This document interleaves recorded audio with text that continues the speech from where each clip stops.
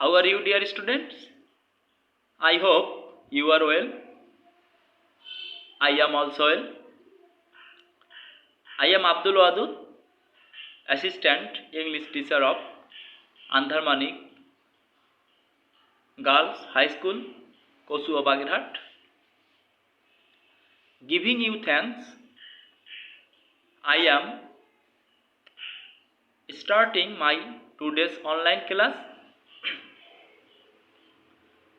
Dear students,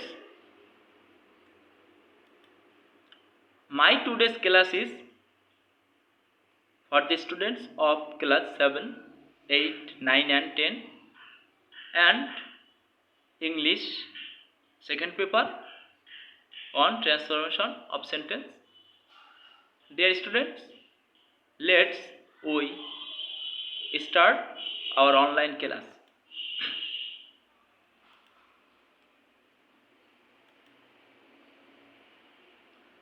Teacher identity.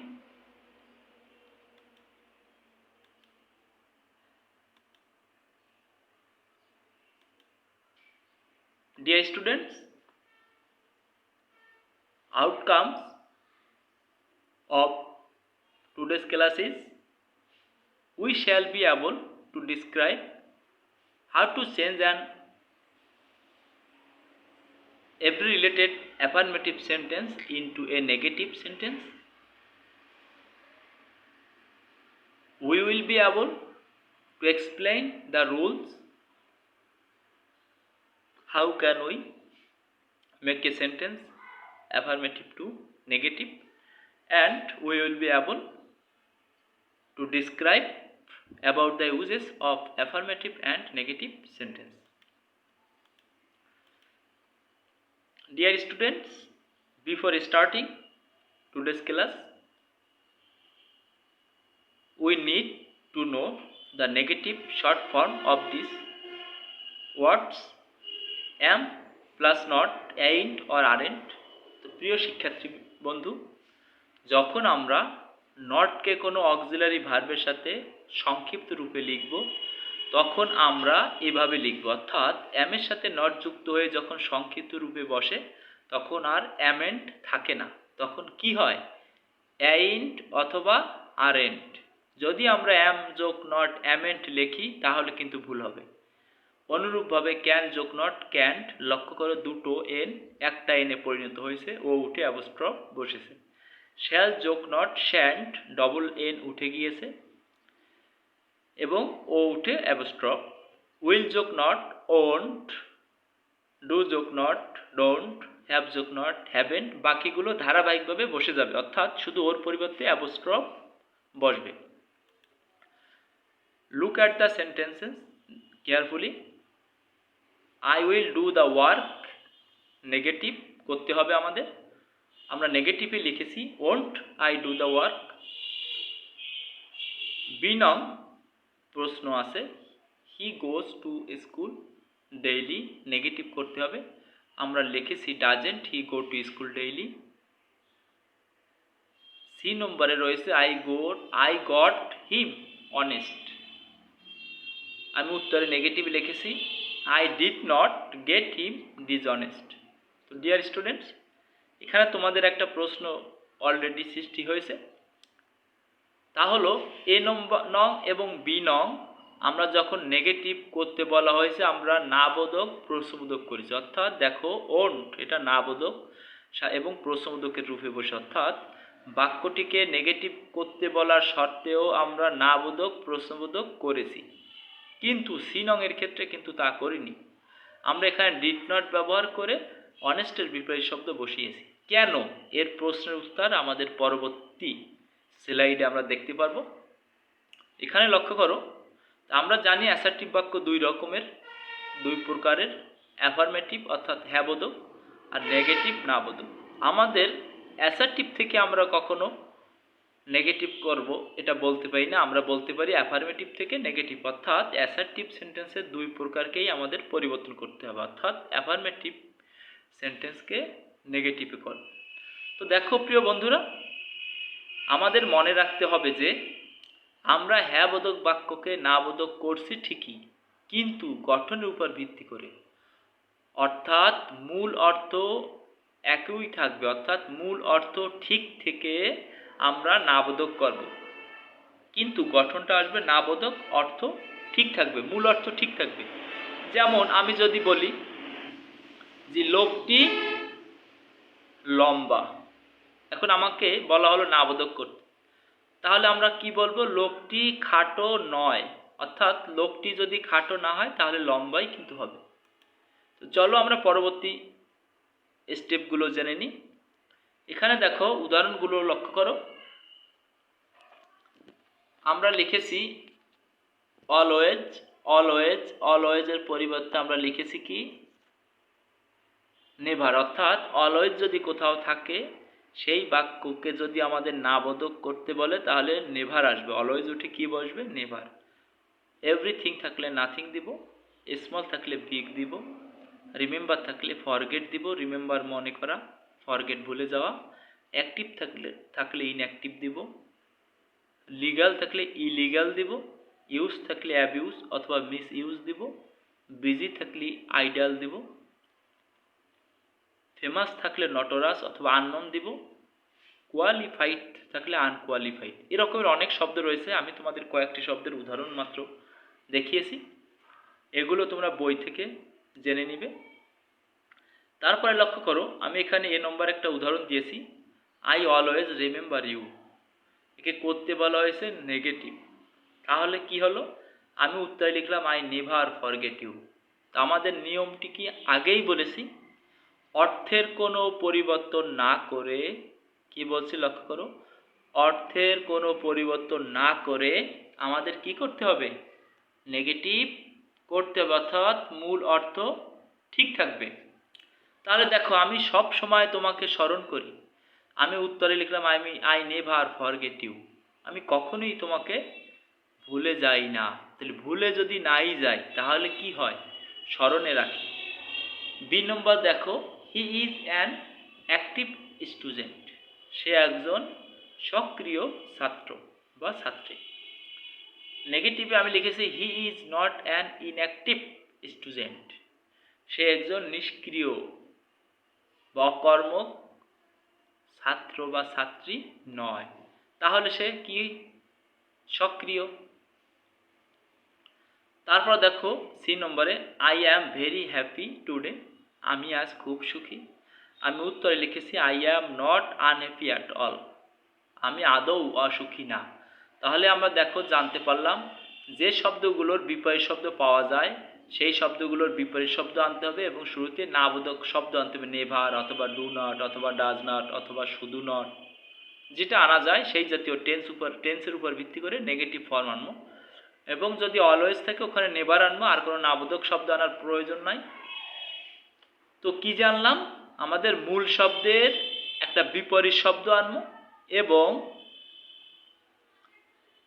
সেখানে নাবোধক একটা শব্দ আনবো, তাহলে ওই নাবোধক শব্দটি এবং এখানে যে নট ব্যবহার করছি ওই নট এবং নাবোধকের নট মিলে হ্যাবোধক হয়ে যায়।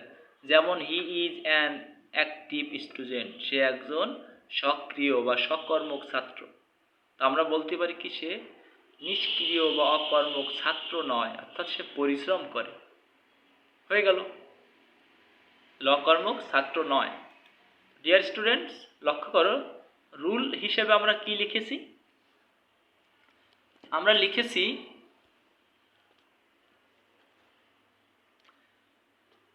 রুল হিসাবে লিখেছি নট বা নাবোধক শব্দ, যেমন নেভার, নাথিং, নান, অনেক নট এরকমের শব্দ ব্যবহার করে শব্দটির বিপরীত শব্দ বসাতে হবে এবং ভেরি থাকলে এই ভেরিটা উঠে গিয়ে কি হবে, উঠে গিয়ে অ্যাট অল বলবে। তারপরে লক্ষ্য করো নিচে, কিন্তু যে বাক্যে বিপরীত শব্দ পাওয়া যায় না সে বাক্যকে নাবোধক প্রশ্নবোধক করতে হবে। যেমন আই অ্যাম ইটিং রাইস, এখানে আমি ভাত খাচ্ছি, এখানে আমি ভাত খাচ্ছি না যদি বলি তাহলে নাবোধক হয়ে যায়, অর্থ কিন্তু ঠিক থাকে না, তখন কিন্তু বাক্যটি আমাদের ভুল হয়ে যাবে, কারণ আমাদের ব্র্যাকেটে বলাই থেকে make negative without changing meaning, অর্থের পরিবর্তন না করে নেগেটিভ করো। তো ডিয়ার স্টুডেন্টস, তাহলে আমরা কি লিখব? Aren't I eating rice? আমি কি ভাত খাচ্ছি না? তার অর্থ হচ্ছে আমি ভাত খাচ্ছি। মনে করো আমি তোমাদের এই পড়াচ্ছি, এই কথাটা সত্য এবং হ্যাঁবোধক। এখন একটা ছেলে এসে আমাকে ডিস্টার্ব করছে বা কিছু জানতে চাচ্ছে, তখন আমি তাকে বলছি, কথা কেন বলতেছ? আমি কি পড়াচ্ছি না? তার অর্থ কি আমি পড়াচ্ছি। আমি পড়াচ্ছি না, এই না কিন্তু হ্যাঁ অর্থই দেয়। আমি পড়াচ্ছি না, হ্যাঁ আমি তো পড়াচ্ছি, এটাই সত্য, হ্যাঁবোধক বাক্য। আমি পড়াচ্ছি না, এটা যখন আমি না বোধক প্রশ্নবোধক করলাম, গঠনগত নেগেটিভ চলে এলো, কিন্তু অর্থ ঠিকই থাকলো। যেমন করে হি মে গেট জিপিএ 5, সে গ্রেড পয়েন্ট অ্যাভারেজ জিপিএ 5 পেতে পারে। এখানে কিন্তু আমি বলতে পারি না সে পেতে পারে না, এ কথা বলার সুযোগ নাই, তাহলে কিন্তু সরাসরি নেগেটিভ হয়ে যাচ্ছে। কিন্তু আমাদের করতে হবে কি, অর্থ ঠিক রেখে নাবোধক করতে হবে, মূল অর্থ একই থাকবে। তাহলে আমরা কি বলবো? সে কি জিপিএ 5 পেতে পারে না? Meant he get GPA 5? সে কি জিপিএ 5 পেতে পারে না মানে, তাহলে অর্থ কি হলো? অর্থাৎ সে জিপিএ 5 পাবে। তো ডিয়ার স্টুডেন্টস, তো আমরা জানলাম, কি জানলাম? কিভাবে আমরা অ্যাফার্মেটিভ বাক্যকে নাবোধক করব, নেগেটিভ করব, তা জেনে নিলাম। অর্থাৎ সংক্ষেপে বলতে গেলে নেগেটিভ শব্দ পাওয়া যায় বা বিপরীত শব্দ পাওয়া যায়। এখানে নেগেটিভ বলতে বিপরীত, সিনোনিয়াম নয় অ্যান্টোনিয়াম, অর্থাৎ বিপরীত শব্দ পাওয়া যায় এমন একটি শব্দ ব্যবহার করে, টেন্সের উপর ভিত্তি করে, অথবা নট অথবা নেভার অথবা নাথিং, যেভাবে বাক্যটি ম্যাচ করে সেরকমের নট অর্থাৎ নেগেটিভ ওয়ার্ড ব্যবহার করে ওই বাক্যের মূল শব্দ যেগুলো থাকবে বা অ্যাডজেক্টিভ থাকবে বা অ্যাডভার্ব থাকবে বা তোমার ভার্ব থাকবে, তার বিপরীত শব্দটি আনতে হবে। ওই বিপরীত শব্দ এবং নট কাটাকাটি করে উত্তরটা আবার মূল অর্থে ফিরে যাবে। আর যদি যেমন বললাম, সে লম্বা, সে খাটো না, সে উঁচু, সে নিচু না, সে শিক্ষিত, সে অশিক্ষিত নয়, সে পরিশ্রমী, সে অলস নয়, এরকমের। আর যদি কোনো বিপরীত শব্দ পাওয়া যায় না, এমন শব্দ থাকে বা এমন সেন্টেন্স থাকে যে সেখানে কোনো বিপরীত শব্দ মিলানো যাচ্ছে না বা পাওয়া সম্ভব নয়, সেক্ষেত্রে আমরা নাবোধক প্রশ্নবোধক করব, যা আমরা এই উদাহরণ দুটিতে করেছি। আমরা লক্ষ্য করলে দেখতে পাচ্ছি খাওয়ার বিপরীত শব্দ পাওয়া যায় না, গেট মানে পাওয়া। এখানে গেটের বিপরীত শব্দ মিস দিয়ে করলে করা যায়, he may not miss GPA 5, সে জিপিএ 5 মিস করতে পারে না, এমনটি হতেও পারে, সমস্যা নাই। কারণ যেহেতু হি মে নট মিস তা দিলেও হয়, আবার মেন্ট হি গেট জিপিএ 5 তাও হয়। তো ডিয়ার স্টুডেন্টস, আমরা জানলাম। এবার জানবো আমরা এভরি যুক্ত বাক্যকে নেগেটিভ করার নিয়ম। প্রথমে উদাহরণটি লক্ষ্য করো, every mother loves her child. আমি উত্তরে লিখেছি there is no mother but loves her child. তাহলে দেখাই যাচ্ছে এখানে এভরি উঠে গিয়ে দেয়ার ইজ নো বসেছে, এরপর এভরির পরের শব্দ যা রইল নাউন অর্থাৎ মাদার তা বসে গেল, তারপরে একটা বাট বসলো, এরপরে ভার্ব এই লাভস হার চাইল্ড সব পরের অংশ বসে গেল। তাহলে আমরা কি বলতে পারি? রুলটা আমরা বলতে পারি এভরি উঠে দেয়ার ইজ নো বসে, এভরি এর পরে নাউন অর্থাৎ মাদার, এখানে ছিল মাদার, এই মাদারটি বসে যাবে, তারপর কি বাট বসে, এই দেখো বাট বসে মূল ভার্ব সহ বাক্য, অর্থাৎ এইখানে যে মূল ভার্ব থাকুক অর্থাৎ ভার্বের প্রেজেন্ট ফর্ম থাকুক বা পাস্ট ফর্ম থাকুক, অর্থাৎ এইখানে যে ভার্বটা ব্যবহার করা থাকবে সেই ভার্ব সহ পরের অংশ হুবহু বসে যাবে। তো ডিয়ার স্টুডেন্টস, আশা করি পূর্বের রুলটি বুঝেছো, এভরি যুক্ত বাক্যকে নাবোধক করার নিয়ম। তো আমরা জানলাম এভরি উঠে দেয়ার ইজ নো বসে, এরপরে এভরির পরে নাউনটি বসে যায়, তারপরে একটা বার্ড বসে, এরপরে কি হয়? ভার্ব সহ পরের অংশ বসে যায়। এবার চলো আমরা জেনে নিই মাস্ট যুক্ত বাক্যকে নাবোধক করার নিয়ম। তো মাস্টের পরিবর্তে ক্যান নট বার্ড বসে, এরপর ভার্ব বসে বাকি অংশ বসে। কিন্তু যদি আমরা মাস্টের পরিবর্তে ক্যান নট বাট না বসিয়ে ক্যান নট হেল্প বসাই, সেক্ষেত্রে কিন্তু ভার্বের সাথে আইএনজি যোগ বসে। তো আমরা জানলাম মাস্ট যুক্ত বাক্যকে নাবোধক করার দুইটা নিয়ম রয়েছে। প্রথম নিয়ম হলো মাস্টের পরিবর্তে ক্যান নট বাট বসবে, এবং ক্যান নট বাট বসলে মূল ভার্ব বসবে, অর্থাৎ ভার্বের প্রেজেন্ট ফর্ম বি অন বসবে, এরপর বাকি অংশ। কিন্তু যদি মাস্টের পরিবর্তে আমরা ক্যান নট হেল্প ব্যবহার করে নেগেটিভ করি, তাহলে এরপরে আমরা মূল ভার্বের সাথে আইএনজি যুক্ত করে তারপরে ভার্ব বসিয়ে বাকি অংশ বসাবো। অর্থাৎ I must do the same, এই বাক্যটিকে আমি লিখতে পারি I can not but do the same, অথবা I can not help do the same. Sorry, এখানে কিন্তু একটা মিস্টেক হয়েছে, দেখো এখানে কিন্তু ক্যান নট হেল্প আছে, কিন্তু ক্যান নট হেল্প হবে না। ক্যান নট হেল্প ব্যবহার করলে ডু হবে না, কি হবে? ডুইং। তাহলে চলো আমরা এটাকে সংশোধন করে নিই। ডিয়ার স্টুডেন্টস, দেখো আমাদের এখানে একটি মিস্টেক ছিল। তো আমরা দেখো রুল যদি আমরা জানি, আমরা কিন্তু ভুলও ধরে ফেলতে পারি। আমরা দেখতেছি রুলে জেনেছিলাম মাস্টের পরিবর্তে ক্যান নট বাট অথবা ক্যান নট হেল্প এর যে কোনো একটি ব্যবহার করা যেতে পারে মাস্ট যুক্ত বাক্যকে নাবোধক করতে গেলে। কিন্তু পার্থক্যটা হলো, যদি আমরা ক্যান নট হেল্প ব্যবহার করি তাহলে মূল ভার্ব বসাবো, যেমন এখানে ডু বসিয়েছি। কিন্তু যদি আমরা ক্যান নট হেল্প বসাই তাহলে কিন্তু এখানে ডুইং বসাতে হবে, যেটা আমাদের ডু লেখা ছিল, আমরা সংশোধন করে নিলাম। তো ডিয়ার স্টুডেন্টস, এখন আমি তোমাদের কিছু হোমওয়ার্ক দিতেই পারি। তো এই 5টা সেন্টেন্সকে তোমরা বাসার থেকে নেগেটিভ করে নিয়ে আসবে এবং উইথাউট চেঞ্জিং মিনিং, মূল অর্থ ঠিক রেখে, অর্থাৎ অর্থের পরিবর্তন না করে তোমরা এই 5টি সেন্টেন্সকে নেগেটিভ করে নিয়ে আসবে। দেখো, everybody likes flower, he must come today, he is known to all, I bought a car, I always remember you. তো ডিয়ার স্টুডেন্টস, বাড়ির কাজ যখন দিয়েছি তখন বুঝতেই পারছো আমাদের ক্লাস আজ এখানেই শেষের পথে। তো আমরা এখন ক্লাস শেষ করব। Thank you dear students, you are invited in my next online classes. Hoping your sound life. I am ending my online class here. So dear students, staying home, practice more and more.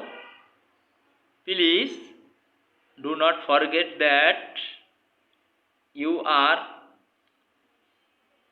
going to face your final and SSC final exam and year final exam in December, and SSC final exam in February month. If COVID-19 doesn't attack us seriously. So dear students, giving you thanks, I am ending here. Please read your books again and again.